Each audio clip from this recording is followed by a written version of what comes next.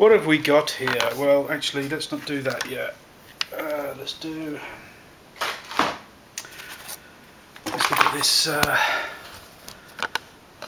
look at this Cougar. I love Cougars. They're great. Killed by the Glock, of course. Okay. So I've got an Olight. That's an Olight S1. Olight S1. 500 lumen flashlight in my system with a magnet, and it will go on the gun like so, but the magnet won't work because it's an aluminum frame, so I've made an adapter plate. There's the injuries to prove it. I always lose the tips of my fingers doing this, so I can only make about 2 a day. There's no other known way of doing it, to make something so slim, so profiled, and then with the curves, with the curves and everything, so that the product goes on and doesn't interfere with it, and it's just a complex shape. So that's an adapter plate, and then I've stuck some VHB tape on the back of one of them. I made 2 today, and I'm just going to peel off the backing, the red backing tape. Well done 3M, you did a great job, people. So you get the grey. Now I'm going to heat it, so I'm going to take about 15 seconds, so you're going to hear a heat gun. There's the heat gun.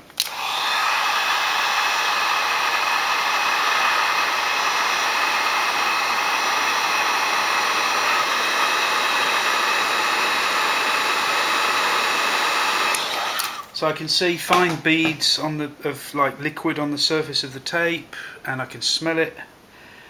I put it so that the hole is facing backwards. I've already drawn a pencil line on the frame. I get it lined up by hand, just like gently. Feel it with my thumbs where I can tell it needs to be pushed over a little bit. Then I get my clamp. Just for this demonstration, I don't need to actually clamp. It's got to come off again because I've got to ship it to the customer, but you clamp it here with a 12-inch plastic bar clamp, not Harbour Freight, DeWalt or Irwin.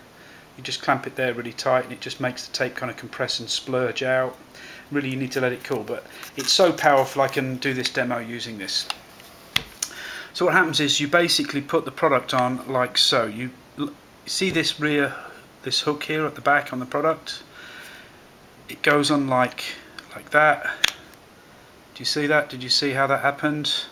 Now, I'm looking at my angles, and I'm seeing that the flashlight is... This is the first one I've ever made of this, okay? So you can see the flashlight's pointing upwards. Too much. Too much. Do you see that angle? It's too much. So I need to bring it down, and I'll just put... It's already got one spacer in there. I'll just put another spacer in and just bring this down. It doesn't affect the way the system works. So now I've got a flashlight onto the Cougar that's magnetic. It's removable like so. You just roll it off forward like that. Now that seems too easy somehow. It's to do with leverage. I can't actually pull that off downwards like that. There is no way that I'll be able to pull that off, but if you just roll it off forward like that, sometimes it just does turn on. So what have I got now? Well, I've got 500 lumens at my fingertips. You can see, by the way, I'm supposed to be demoing on camera that guns are empty, but just because YouTube channels tend to do that, I safety check everything here every day before I start work. I've never had an accidental discharge in 7 years of trading, and we do shoot the guns quite often. When I say we, it's really I now. There's no one left anymore. It's just me. Okay, so I've got an ambidextrous, so you can use your offhand thumb. See that? So to go to full strength, it's a double tap actually. See that? It's really, really bright. It's just brilliant for home defence. I'm just lining up with my sights. Yeah, it needs to come down that light, so it's parallel to the slide. So that's that. Okay, wonderful product. I think 135, 140, something like that. And then you can sort of have that ready at night on your nightstand all together, but you can actually just take it off and you've just got your normal gun. You can take to the range and shoot. The adapter plate, all you do is heat it up for 30 seconds, it just rolls off to the side, it comes off. So it's semi-permanent, but it's not invasive to the frame. The marks and stuff on the frame is just for me developing products over the years, all sorts of different things where I just, in the early days, first year or two, I damaged the gun.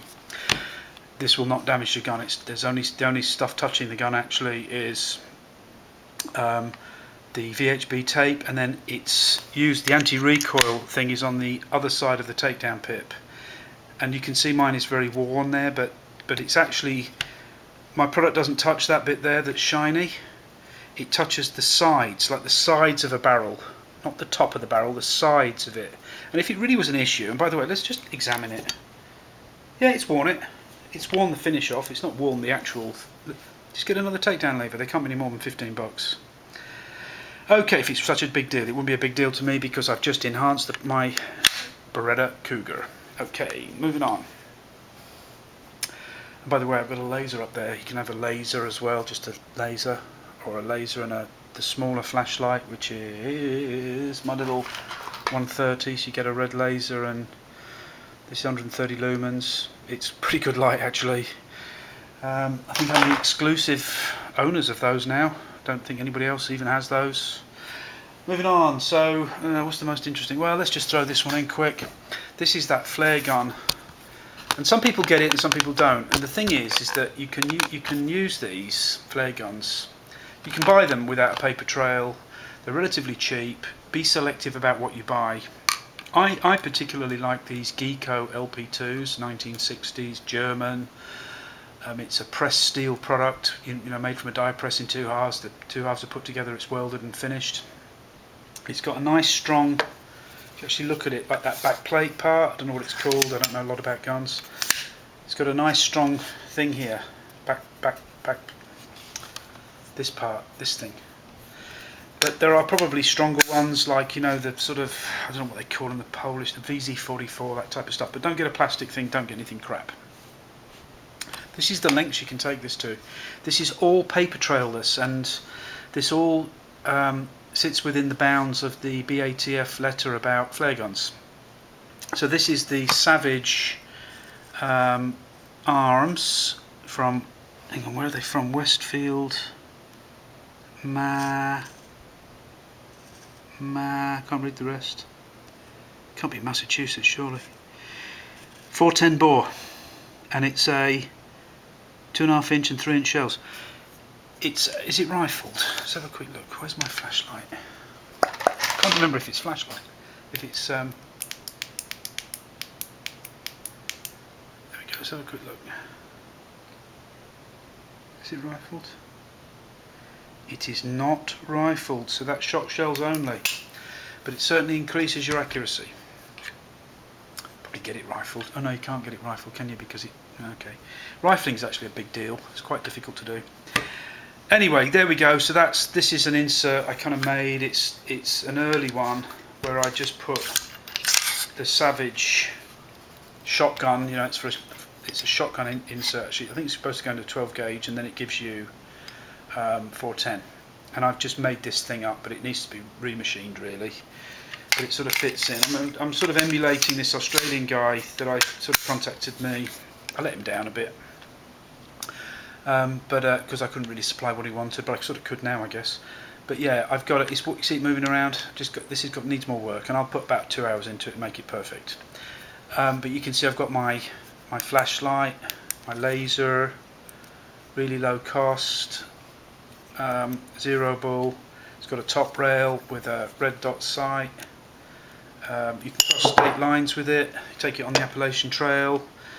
Don't know about the legalities of, say, carrying it in Chicago or LA or New York, all that sort of stuff. I have no idea. Probably impossible to find out. We shouldn't have to find out. We should be told. We should know. And to be honest with you, we should be able to carry what we like. What else about that? It's got my grips on there. Nobody's ever bought them. I made about 20 sets. Never sold one set. Very sad, isn't it? This is Tigerwood, 30 bucks for the pair. Moving on, what I've done here is I've sort of kind of been playing around with making the PPS thing again, because I've not really been offended by anybody to do with PPS. I was very offended by the CZ forums about the VZ58, so I've stopped making VZ58 products. Some forum members there were pretty heinous, and so I'll never make that again. I'm trying to have an influence in the industry and just try and control some of this terrible behaviour that goes on. not control it, but just fight back against it. You know, I'm being a little bit of an activist, I guess. Nobody cares anyway, but whatever. But this, I've kind of resurrected it. Now this is an aluminum thing. This is not a product, okay? This is one of the prototype along the way of making a product. And it turns out that actually I'm better off making it from steel. And it needs to be a certain design, which I don't want to get into too much. You know, here's some early ones that are sort of pretty terrible. Some early shapes that I've played around with. You can sort of see different shapes. But what really works best is that shape. See, it's got engineering blue on it. It's just a piece of steel. I've cut this out by hand. It's a bit laborious, really. And then I've put that channel in there, which is not that easy to do, actually. It's too wide and it's too deep. And then the magnets sit in here. Has the rail on top. It's the full 5.5 inches. You'll have a hole at the back for the anti-recoil, which just sits on this piece here. You can see how it's meant to be, right, roughly like that. But it's so great, and these are supposed to be perfect curves here, but they're just a bit bent, a bit wrong. But that's good enough for me. I think this was like first time really on this. Maybe was it first? Yeah, it was first time. It's enough for me to get a drawing, which I've got around, kicking around somewhere. In fact, let's get it.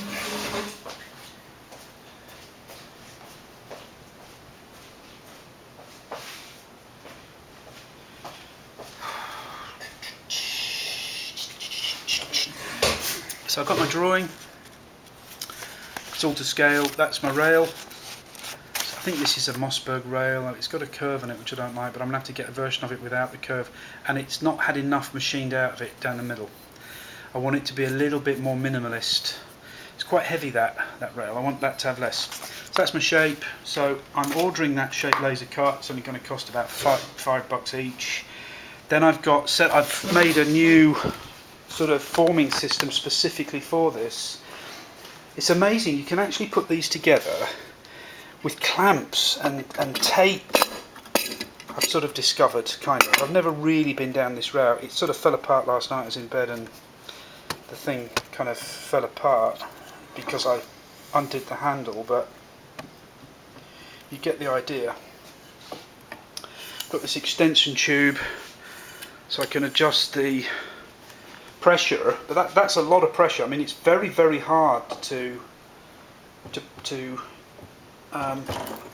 let's just see if it just show you it. Do you see what I'm doing here? Right, I'm using that to form a box shape, and it is, I've had to go in and machine.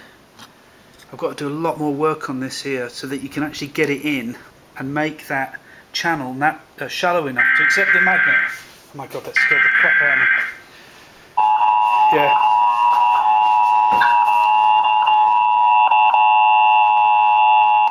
We get these unbelievably ridiculous.